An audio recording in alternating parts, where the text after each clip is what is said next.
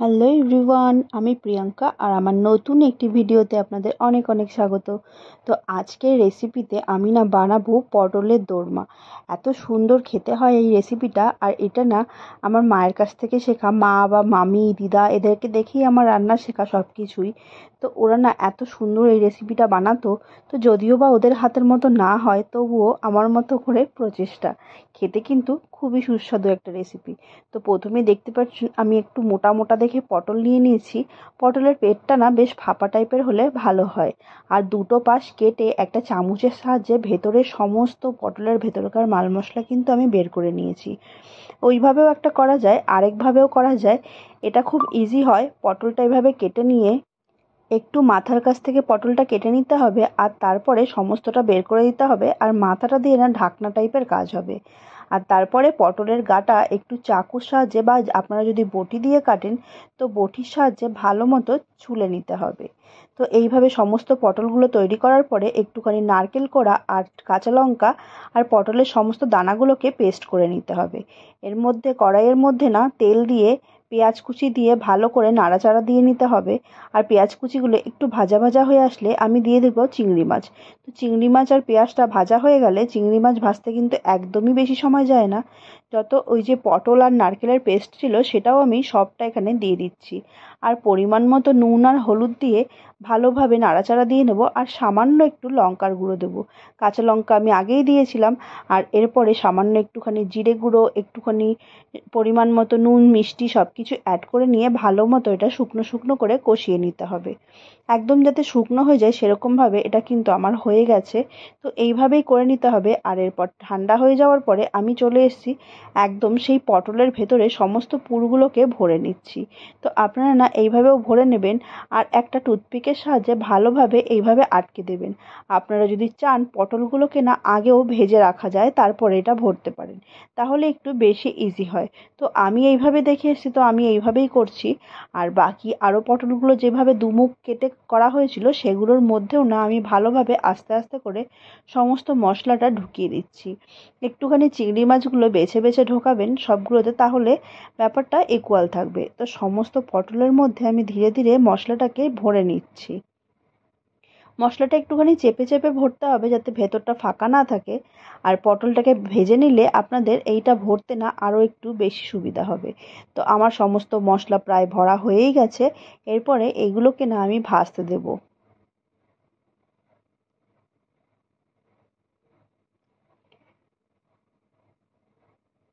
তো আমি চিংড়ি মাছগুলোকে বেছে বেছে সব কিছু ভরে নেওয়ার পরে একটা বাটিতে একটুখানি ময়দা গুলে নিয়ে নিয়েছি। আর কড়াইতে তেলও দিয়ে দিয়েছি। তেল আমার গরম হয়ে গেছে। এরপরে যেই পটলগুলোকে আমি দুমুখ কেটে নিয়েছিলাম সেইগুলোকে একটু বেসনের মধ্যে চুবিয়ে আমি গরম তেলের মধ্যে একটু ঢাকা দিয়ে দিয়ে ভেজে নেব, যাতে পটলটা সেদ্ধ হয়ে যায়। পটলের ভেতরে সব কিছুই সেদ্ধ করা রয়েছে। পটলটা একটু সেদ্ধ হয়ে গেলেই তবে কিন্তু হয়ে যাবে। তো আমি এইভাবে এই পটলগুলোকে দিয়ে দিচ্ছি। আর যেই পটলগুলোকে টুথপিক দিয়ে নিয়েছিলাম সেগুলোতে আর বেসনে ডোবানোর কোনো দরকারই নেই, কারণ এগুলো অলরেডি আটকে আছে। তো এইভাবে সমস্ত পটলগুলোকে তেলের মধ্যে একটু উল্টে পাল্টে ভালোভাবে ভেজে নিচ্ছি। তো আপনারা দেখতেই পাচ্ছেন পটলের ভেতর থেকে কিন্তু কোনো রকমের মাল মশলা কিচ্ছু বেরিয়ে আসেনি। তো এইভাবে সমস্ত পটলগুলোকে এক এক করে আমি ভেজে নেব।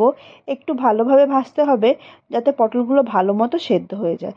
তো আমার পটল ভাজা সব হয়ে গেছে। তুলে নিয়ে এরপরে মশলার জন্য কড়াইতে তেল দিয়ে সেই কড়াইয়ের মধ্যে দারচিনি, এলাচ আর তেজপাতা দিয়ে নিলাম ফোড়নে। এরপরে মশলাটা একটুখানি ভাজা হয়ে আসলে আমি একটা মিক্সার গ্রাইন্ডারে একটুখানি কাজু বাদাম, অল্প সামান্য একটু আদা আর সামান্য একটু টক দই ভালো করে মিক্সড করে নিয়েছিলাম। মানে আর কি কাজু বাদামটা পেস্ট করে নিয়েছিলাম। আর এরপরে সামান্য একটু চিনি, একটু হলুদ গুঁড়ো, খুবই সামান্য হলুদ গুঁড়ো, দুটো কাঁচা লঙ্কা এখানে দিয়ে দিলাম।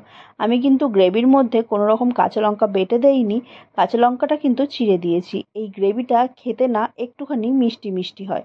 তো মশলাটাকে ভালো মতো কষিয়ে নিচ্ছি সামান্য নুন আর চিনি দিয়ে পরিমাণ মতো। মশলাটাও তেল ছাড়তে শুরু করে দিয়েছে। এরপরে আমি এর মধ্যে একে একে পটলগুলোকে দিয়ে দেবো। তো এই যে দেখতেই পারছেন মশলাটা ভালোভাবে তেল ছাড়তে শুরু করে দিয়েছে। এরপরে পরিমাণ মতো জল দিয়ে পটলগুলোকে দিয়ে দেবো। জলটা এরকমভাবে দিতে হবে যাতে পটলগুলো ঝোলের মধ্যে একটু সেদ্ধ হয়ে যায়। তো খুব বেশি ঝোল না, এটার একদমই ভালো লাগে না, একটু গামাখা ঝোলই ভালো লাগে। তো জলটা ফুটে আসলে এরপরে আমি দিয়ে দেবো পটলগুলো। তো তার আগে আমার মনে হলো একটুখানি সল্ট কম পড়বে, তাই আমি সামান্য একটু সল্ট অ্যাড করে নিলাম। আর এরপরে সমস্ত পটলগুলোকে আমি গ্রেভির মধ্যে একদম অ্যাড করে দিচ্ছি। তো ফুটে আসলেই আমার গ্রেভি একদম তৈরি হয়ে যাবে খুব সুন্দরভাবে। একটুখানি এপিট ওপিট করে ভালোভাবে আমি না পটলগুলোকে ঝোলের মধ্যে ফুটতে দেবো, যাতে পটলগুলো ভালোভাবে ঝোলটাকে শুকিয়ে টেনে নেয়। তো পটলগুলোকে নাড়াচাড়া দেওয়ার পরে আমার একদম ফুটতে দিতে শুরু হয়ে গেছে। আর নামানোর আগে একটুখানি গরম মশলা আর সামান্য একটুখানি ঘি অ্যাড করে আমার আজকের পটলের দোরমা কিন্তু একদম তৈরি হয়ে যাচ্ছে খুব সুন্দর মতো। তো ঘি আর গরম মশলাটা দেওয়ার কারণে একটা খুব সুন্দর গন্ধ আসবে। আর এরপরে পটলগুলোকে আমি একটু উল্টে পাল্টে দিয়ে ভালো মতো ঝোলের মধ্যে আবারও 2 মিনিট মতো ফুটিয়ে ঢাকা দিয়ে রাখবো, তাহলেই কিন্তু আজকের আমার পটলের দোরমা একদম তৈরি হয়ে যাচ্ছে। তো ওই যে বললাম নামানোর আগে একটুখানি ঘি অ্যাড করব, তো সেটাই অ্যাড করে দিলাম। তো আমার পটলের দোরমা কিন্তু একদম তৈরি হয়ে গেছে, খুব সুন্দর দেখতে এবং খেতে।